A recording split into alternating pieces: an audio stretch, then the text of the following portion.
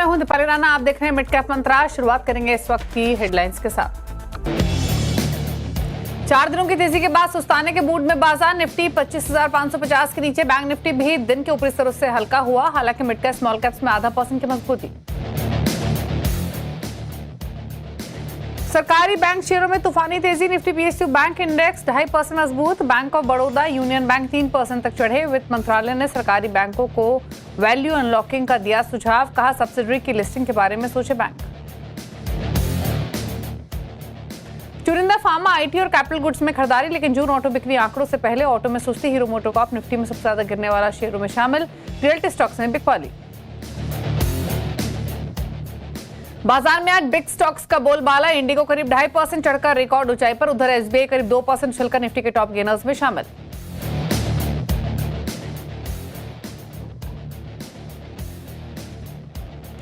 Torrent pharma से deal के बाद जेबी केमिकल्स 7% टूटा। मर्जर के बाद जेबी केमिकल्स के 100 शेयर के बदले टोरेंट के मिलेंगे 51 शेयर। करीब 12,000 करोड़ में हुआ सौदा।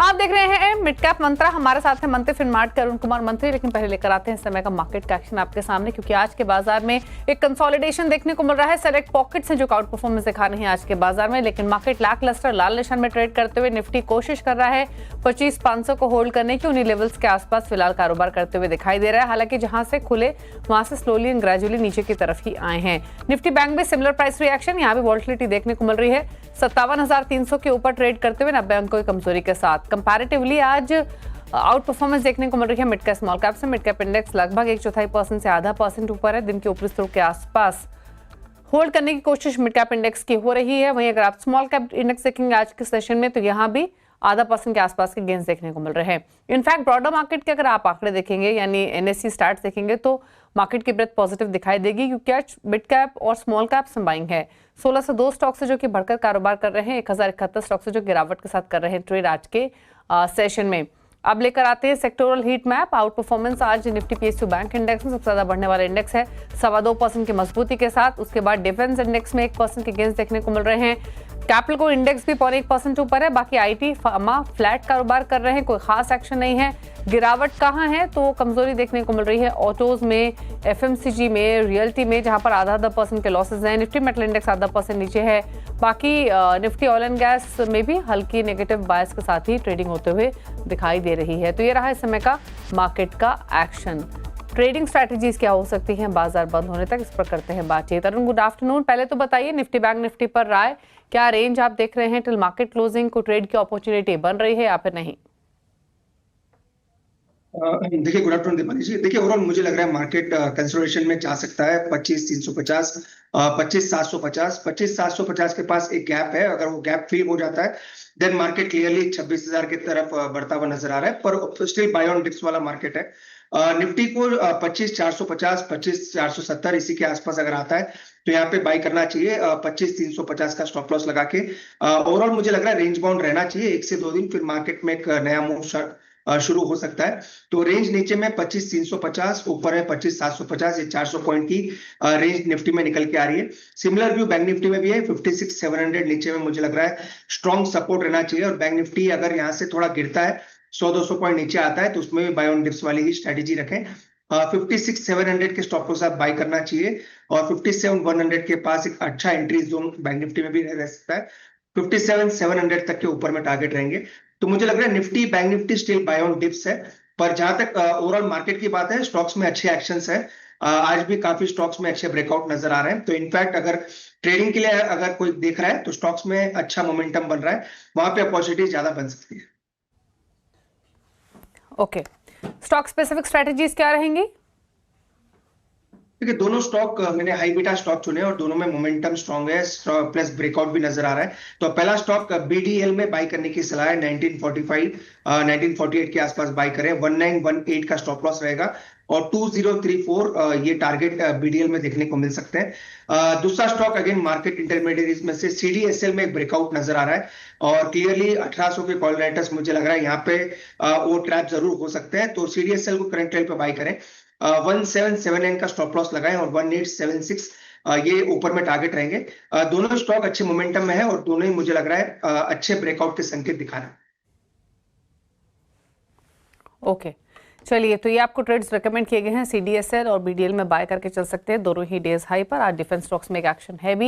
इनफैक्ट जो मिड कैप के स्टॉक्स हम आपके सामने लेकर आएंगे उसमें देखेंगे ज्यादा डिफेंस स्टॉक्स में एक अच्छा मोमेंटम देखने को मिल रहा है। चलिए शुरुआत कर लेते हैं मिड कैप्स के उन पॉकेट्स के साथ ही जहां पर तेजी मंदी आज के कारोबार में देखने को मिल रही है। शुरुआत करते हैं इंडेक्स के साथ, 209 अंकों पर ट्रेड कर रहा है। दिखाते हैं पॉकेट्स। सरकारी बैंकों में अच्छी बाइंग, बैंक ऑफ बड़ौदा 2.5% ऊपर, 3.5% ऊपर PNB, इंडियन बैंक 2.25% ऊपर है, यूनियन बैंक में 3.5% की तेजी देखने को मिल रही है। आज के सेशन में लेकर आते हैं डिफेंस स्टॉक्स। मैसगांव डॉक 2.5% ऊपर है, 1.5% ऊपर कोचीन शिपयार्ड है, भारत डायनामिक्स में 3% की तेजी है और BEL 1.25% ऊपर कर रहा है कारोबार आज के सेशन में। तो डिफेंस शेयर में एक अच्छा एक्शन। हेल्थ केयर में सेलेक्ट स्टॉक्स में अच्छी खासी पाएंगे। 4% ऊपर नेटको फार्मा, जुबिलेंट फार्मोवा 3% ऊपर, 0.3% ऊपर ग्लैंड फार्मा, लॉरस लैब में 2% के गेंस देखने को मिल रहे हैं आज के कारोबार में। लूजिंग साइड पर FMCG, टाटा कंज्यूमर 2.5% नीचे, 2% नीचे मैरिको, टालिम भारत शुगर 3.25% नीचे है, द्वारिका शुगर में 1.25% के लॉसेस देखने को मिल रहे हैं। मिड कैप में कुछ और स्टॉक्स जो कि तेजी के साथ ट्रेड कर रहे हैं, उसमें न्यू इंडिया एश्योरेंस 3.25% ऊपर, 2.5% ऊपर Muthoot finance, Nippon life India 2% ऊपर है और आदित्य बिरला कैपिटल में 2.5% की तेजी देखने को मिल रही है। लूजिंग साइड पर कोरोमंडल इंटरनेशनल 1% नीचे, 1.5% नीचे फर्स्ट क्राई ट्रेड कर रहा है। JSW इंफ्रा में 2.25% का नुकसान और PI इंडस्ट्रीज लगभग 2% नीचे कारोबार करते हुए ट्रेड कर रहा है आज के सेशन में। तो ये रहा पूरा मार्केट का एक्शन आज के कारोबार में। लेकिन बात करें कुछ और रिसर्च की, इंटरेस्टिंग रिसर्च आपके सामने लेकर आते हैं। दरअसल इस साल के शुरुआती 6 महीने आज खत्म हो रहे हैं। इन 6 महीनों में बाजार में तेज उतार चढ़ाव देखने को मिला, लेकिन 2025 में अब तक बाजार का प्रदर्शन कैसा रहा, डिटेल में रिसर्च लेकर हमारे साथ हुरमास फताकिया मौजूद है। हुरमास, बताइए क्या कहती है आपकी रिसर्च?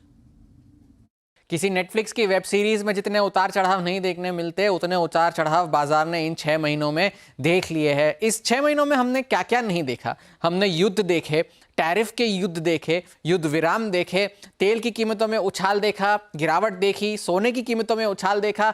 मान लीजिए कि पूरे साल का एक्शन, या यूं कहिए कि आने वाला साल का भी एक्शन हमने इन पिछले 6 महीनों में देख लिया है। और इन 6 महीनों के एक्शन के बाद भी निफ्टी जो है इस 6 महीनों के अंत में 8.5% की तेजी के साथ कामकाज कर रहा है। और वो इसके बाद कि इस साल के लोज लगाने के बाद निफ्टी ने 18% की रिकवरी दिखाई है। निफ्टी बैंक जो कि ऑलरेडी रिकॉर्ड हाइस पर पहुंच चुका है, 13% का उछाल देखने मिला है और अपने लोस से वो 20% रिकवर कर चुका है। ये 4% और 1% की तेजी जो आप मिड और स्मॉल कैप इंडिसेज में देख रहे हैं, वो एक बहुत बड़ी रिकवरी के बाद ये आए हैं, क्योंकि मिड कैप इंडेक्स 27 और स्मॉल कैप इंडेक्स 29% चढ़ चुका है अपने लोस से। अब वो कौन से ऐसे परफॉर्मर्स हैं निफ्टी के जो इस साल फिलहाल के लिए अच्छा कर चुके हैं? BEL है, Bajaj finance, life insurance companies 30 और 30% के रिटर्न्स HDFC लाइफ और SBI लाइफ में देखने मिले हैं। अंडर परफॉर्मर्स की अगर हम बात करें तो उनमें IT शेयर ज्यादा है, TCS, इन्फोसिस, विप्रो सभी के नाम इस लिस्ट में है।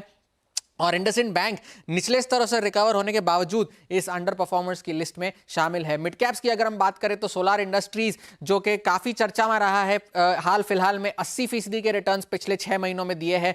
Bharat dynamics, BSE, Aditya Birla capital, L&T finance ने इस साल अब तक 50% के रिटर्न्स दिए हैं। अंडर परफॉर्मर्स में अगर हम बात करें तो ओला इलेक्ट्रिक जो नए लोज लगाता जा रहा है, वो अब तक इस साल ऑलरेडी आधा हो चुका है। Oracle financial, Voltas, premier energies भी 20 से 30% की गिरावट दिखा चुके हैं। एक कॉमन थीम अगर आप देखें तो चाहे वो निफ्टी हो या ब्रॉडर मार्केट्स हो, डिफेंस, क्योंकि गार्डन रीच भी इसमें टॉप परफॉर्मर है, 90% की तेजी। नारायण हेल्थ जो कि रोज नए हाईज लगा रहा है, 80%। रेडिंगटन, नवीन फ्लोरिन में काफी पॉजिटिव ब्रोकरेज कमेंट्रीज आई है, वहां भी 50% की तेजी देखने मिली है।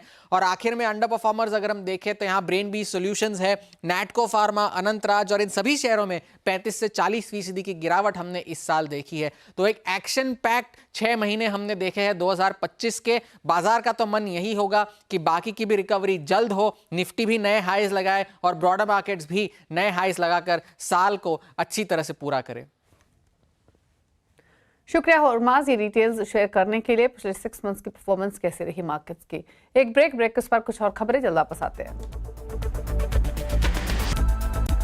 रहे हैं मिड कैप मंत्रा, रुक करते हैं कुछ और खबरों का। दरअसल इंफ्रास्ट्रक्चर प्रोवाइडर्स और सैटेलाइट गेटवे लगाने वाली कंपनियों को नेटवर्क ऑथराइजेशन के लिए इंतजार करना पड़ सकता है। सूत्रों के मुताबिक दूरसंचार विभाग ट्राई की सिफारिशों से सहमत नहीं है और इस पर सफाई मांगी है।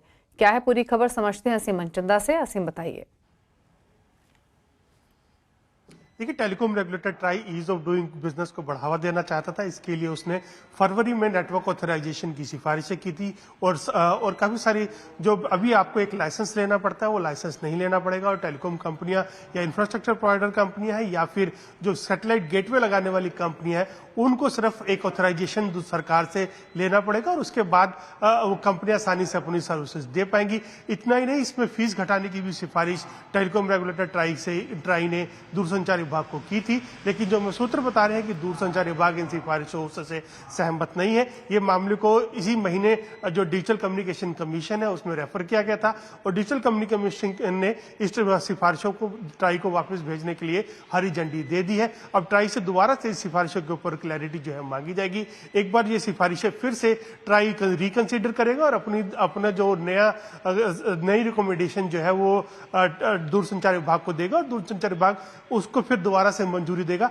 यानी कि जो भी कंपनियां नेटवर्क ऑथराइजेशन का होने का वेट कर रही थी उनको फिलहाल अभी वेट ही करना पड़ेगा और खासतौर पे कि जो नेटवर्क ऑथराइजेशन अगर होता तो जो इंफ्रास्ट्रक्चर प्रोवाइडर कंपनियां हैं या फिर सैटेलाइट गेटवे लगाने वाली कंपनियां उनको काफी फायदा होता, लेकिन अभी फिलहाल उनको इन सिफारिशों को मंजूरी मिलने का इंतजार करना होगा। शुक्रिया आपका असीम ये डिटेल बताने के लिए। तो नेटवर्क ऑथराइजेशन के लिए थोड़ा सा और वेट करना होगा और ट्राई जो है वो दूरसंचार विभाग की सिफारिशों से सहमत नहीं है। अब जो भी डेवलपमेंट्स होंगी वो लेकर आएंगे। चलिए आगे बढ़ते हुए एक बार टेलीकॉम स्टॉक्स भी आपके सामने लेकर आते हैं। हालांकि भारतीय एयरटेल एक कंसिस्टेंट आउट परफॉर्मर रहा है, 2000 के पार हमें निकलते हुए देखा। आज थोड़ी सी नरमी के साथ कर रहा है ट्रेड। भारतीय एयरटेल का स्टॉक 2004 के लेवल्स पर। एक आउटलुक अरुण आपका भारतीय एयरटेल पर? पहले जी स्टॉक काफी मजबूत है, नो डाउट। आज थोड़ा रुझान नीचे का दिखा रहा है पर स्टिल ये स्टॉक ने काफी दिनों से एक आउट परफॉर्मेंस दिखाया और 1920 के ऊपर इसका ब्रेकआउट ऑलरेडी हो चुका है। तो एक डिप आता है अगर 1950 1970 के आसपास, तो एक्सीलेंट अगेन रहेगा स्टॉक बाय करने के लिए। तो बाय ऑन डिप्स का ही व्यू रहेगा। 1950 1970 के बीच में मिलता है तो इसको बाय करना चाहिए। 1920 का स्टॉप लॉस लगाएं। मुझे लग रहा है धीरे धीरे वापस स्टॉक 2060 2080 की तरफ जा सकता है। ठीक है, चलिए रुक रहे हैं इसी के साथ एक ब्रेक के लिए। ब्रेक के उस पर कुछ और खबरें, फिर वापस आते हैं। आप देख रहे हैं मिड कैप मंत्रा। मार्केट्स डेज लो के आसपास से ट्रेड कर रहे हैं, थोड़ा कंसोलिडेट करते हुए थोड़े से नरम। आज के सेशन में कुछ स्पेसिफिक स्टॉक्स में अच्छा एक्शन आज के कारोबार में देखने को मिल रहा है। कुछ स्टॉक्स पर और राय ले लेते हैं। अच्छा, पीएसयू बैंक में कोई अपॉर्चुनिटी दिख रही है क्या? पीएनबी बीओबी एक अच्छे मोमेंटम में है आज के कारोबार में, पूरा इंडेक्स भी बढ़ा हुआ है। कोई ट्रेडिंग अपॉर्चुनिटी है किसी पीएसयू बैंक में जो दिखाई दे रही है डेज हाई पर पीएनबी ट्रेड करते हुए? अरुण दीपाली जी, एसबीआई के साथ ही जाना चाहेंगे। एक्सीलेंट ब्रेकआउट 800 के ऊपर देखने को मिला है। इनफैक्ट 815 818 के आसपास अभी चल रहा है, तो इसको ही बाय करना चाहिए। सिमिलर व्यू पीएनबी में भी रहेगा। एसबीआई और पीएनबी दोनों में ही ब्रेकआउट है, पर प्रेफरेबली मैं चाहूंगा कि आप एसबीआई के साथ ही जाएं। 800 का स्टॉप लॉस लाके बाय करें। 855 865 ये टारगेट्स मुझे लग रहा है एसबीआई में आ सकते हैं। मुझे लग रहा है यहाँ से एक मोमेंटम बनेगा तो नेक्स्ट राउंड ऑफ ब्रेकआउट 625 के ऊपर है, वो निकलता है तो 850 तक के भी लेवल्स एसबीआई में देखने को मिल सकता है। तो दिग्गज के साथ ही जाएं। नीचे में 800 का एक स्टॉप लॉस जरूर मेंटेन करें। ठीक है, तो एसबीआई के साथ ही जाना चाहेंगे। 818 पर ट्रेड कर रहा है डेज हाई पर। लेकिन अब बात करते हैं आरबीएल बैंक की। सिटी की रिपोर्ट के बाद आरबीएल बैंक में अच्छी तेजी देखने को मिल रही है। सिटी ने Q1 में बैंक के प्रदर्शन में सुधार की उम्मीद जताई है। क्या कहा गया है रिपोर्ट में? डिटेल्स के साथ श्रेया ठाकुर है। श्रेया बताइए क्या कहना है ब्रोकर हाउसेस का?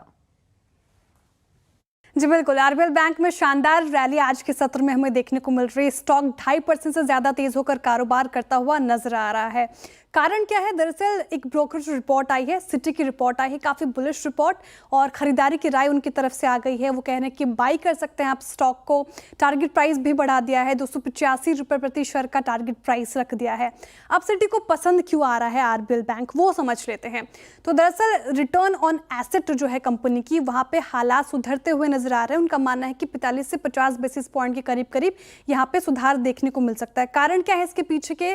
तो क्रेडिट कॉस्ट में भी धीरे धीरे सामान्यता देखने को मिल रही है, वहां पे भी बढ़ोतरी आती हुई नजर आ रही है। इसीलिए फिलहाल आप ये रडार पे रखें, ये एक पॉजिटिव ट्रिगर है।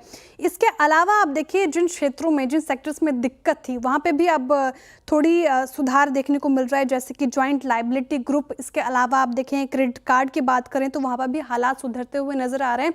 खासकर Q1 में ये रिफ्लेक्ट करने लग जाएगा। थोड़ी दिक्कत वाली बात है net interest margin. Net interest margin की बात करें तो यहाँ पे गिरावट आ सकती है Q1 में, लेकिन ये गिरावट जो है बाकी बैंकों से पहले आरबीएल बैंक में देखने को मिल सकती है। ये नेगेटिव ट्रिगर है, लेकिन पॉजिटिव ट्रिगर में और कई सारे फैक्टर्स शामिल है। जैसे कि स्लिपेजेस की बात करें तो यहाँ पे भी सुधार देखने को मिल सकता है। आंकड़े आपके सामने रखूँ तो Q4 में ये 4.7% था, जो कि सुधर कर Q1 में 4.5% रह सकता है। तो सिटी का मानना है कि 90 दिनों के लिहाज से अगर आप देखें, यानी कि 3 महीनों के लिहाज से ये पॉजिटिव कैटलिस्ट है, इसलिए आप इसको रडार पर रख सकते हैं। आरबीएल बैंक शानदार तेजी के साथ आज कारोबार करता हुआ नजर आएगा। थैंक यू श्रेया, ये डिटेल्स बताने के लिए। आगे बढ़ेंगे, प्लान 1 का अपडेट लेकर आते हैं। इस हफ्ते आईडीबीआई कैपिटल के ब्रजेश एल, रघुनाथ कैपिटल के पवन महेश्वरी और पृथ्वी फिनमार्ट के हरीश जुजारे के बीच मुकाबला चल रहा है। दिखाते हैं रिटर्न किसी तीनों ही खिलाड़ियों के बीच में लीड कर रहे हैं ब्रजेश एल 2.5% रिटर्न के साथ। बाकी एक्सपर्ट्स के पोर्टफोलियो भी फ्लैट टुवर्ड्स नेगेटिव साइड पर है। इसी के साथ एक ब्रेक, फिर के उस पर आप देखें न्यूयॉर्क कंपनी, जहां हम बातचीत करेंगे रेमंड इंडस्ट्रीज के ईडी राहुल केजरीवाल से। एक छोटे से ब्रेक के बाद आप देखिए न्यूयॉर्क कंपनी।